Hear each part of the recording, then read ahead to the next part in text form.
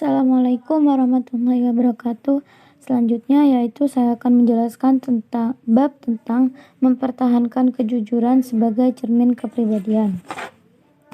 Di sini materi pembelajarannya ada 3 poin. Yang pertama, memahami makna kejujuran. Yang kedua, ayat-ayat Al-Quran dan hadis tentang perintah berlaku jujur.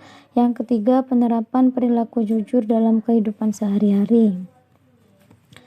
Langsung saja ke poin pertama, memahami makna kejujuran.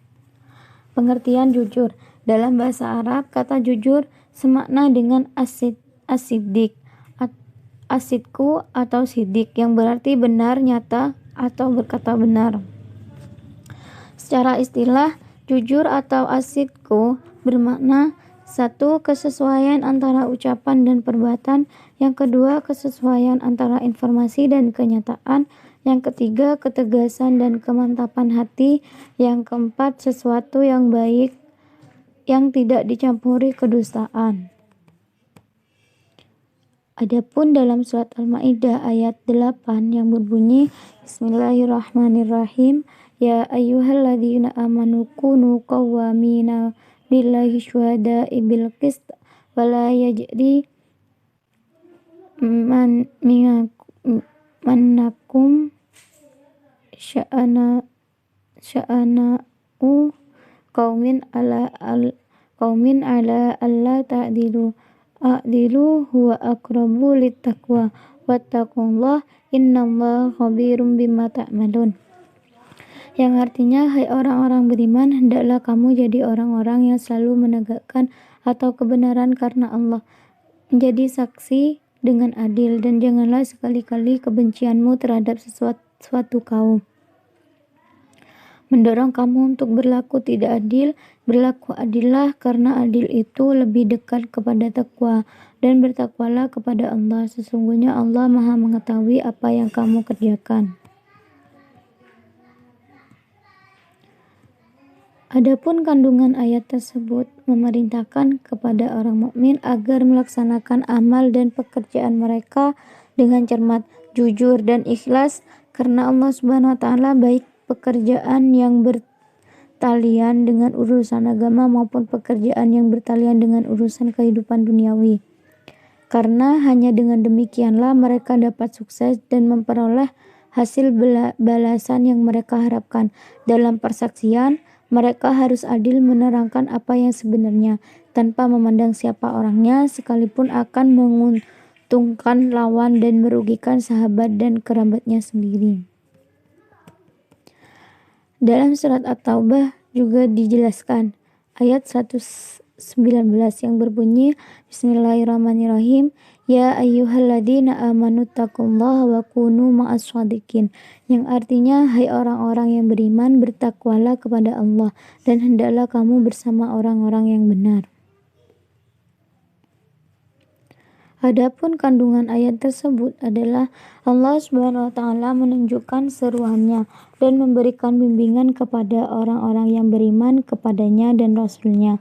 Mereka diharapkan tetap dalam ketakwaan serta mengharapkan ridho-Nya dengan cara menunaikan segala kewajiban yang telah ditetapkannya dan menjauhi segala larangan yang telah ditentukannya, dan hendaklah senantiasa bersama orang-orang yang benar dan jujur, mengikuti ketakwaan, kebenaran, dan kejujuran mereka. Dan jangan bergabung kepada kaum munafik yang selalu menutupi kemunafikannya dengan kata-kata dan perbuatan bohong, serta ditambah pula dengan sumpah palsu dan alasan-alasan yang tidak benar.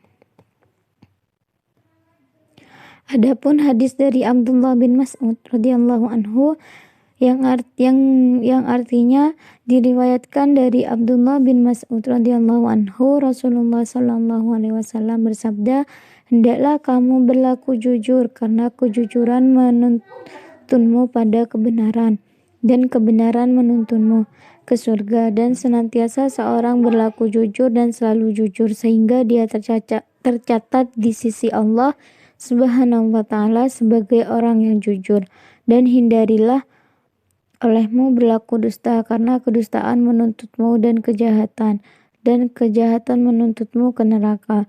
Dan seseorang senantiasa berlaku dusta dan selalu dusta, sehingga ia tercatat di sisi Allah Subhanahu wa Ta'ala sebagai pendusta. Hadis riwayat Muslim. Adapun kandungan hadis tersebut adalah dalam sebuah hadis panjang yang berasal dari Syihab, diceritakan bahwa ketika Rasulullah SAW akan melakukan ghazwah atau penyerangan ke Tabuk untuk menyerang tentara Romawi dan orang-orang Kristen di Syam, salah seorang sahabat yang bernama Ka'bah bin Malik mangkir dan pasukan perang. Adapun penerapan perilaku jujur dalam kehidupan sehari-hari, yang pertama yaitu meminta izin untuk berpamitan kepada orang tua ketika akan pergi kemanapun. Yang kedua yaitu tidak meminta sesuatu di luar kemampuan orang tua. Yang ketiga, mengembalikan uang sisa belanja meskipun kedua orang tua tidak mengetahuinya. Yang keempat, melaporkan prestasi hasil belajar kepada orang tua meskipun dengan nilai yang kurang memuaskan. Yang terakhir, yang kelima, tidak memberi atau meminta jawaban kepada teman ketika sedang ulangan atau ujian sekolah. Yang keenam yaitu mengatakan dengan sejujur-jujurnya alasan keterlambatan datang atau ketidakhadiran ke sekolah. Yang ketujuh, mengembalikan barang-barang yang dipinjam dari teman atau orang lain meskipun barang tersebut tidak begitu berharga. Yang kedelapan, memenuhi undangan orang lain ketika tidak ada hal yang dapat menghalanginya. Yang kesembilan, tidak menjanjikan sesuatu yang kita dapat memenuhi janji tersebut. Yang terakhir yaitu mengembalikan barang yang ditemukan kepada pemiliknya atau melalui pihak yang bertanggung jawab. Itu adalah penerapan perilaku jujur dalam kehidupan sehari-hari. Ada 10 poin yang saya bacakan atau jelaskan tadi. Sekian, terima kasih bab tentang mempertahankan kejujuran sebagai cermin kepribadian. Sekian, terima kasih dari saya. Wassalamualaikum warahmatullahi wabarakatuh.